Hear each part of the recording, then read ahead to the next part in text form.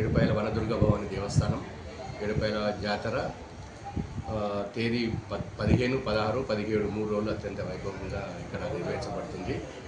ఈ జాతరకు తెలంగాణ, ఆంధ్రప్రదేశ్, కర్ణాటక, మహారాష్ట్ర 4 స్టేట్ల నుంచి అత్యధికంగా సుమారు 10 లక్షల మంది దర్శించుకుంటారని అంచనా ఉంది.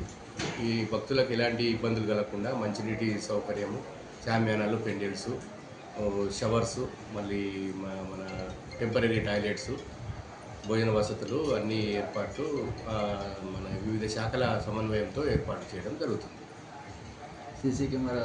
సీసీ కెమెరాలు సర్వేలెన్సెస్ సుమారు 100 సీసీ కెమెరాలతో ఏర్పాటు చేయడం జరిగింది.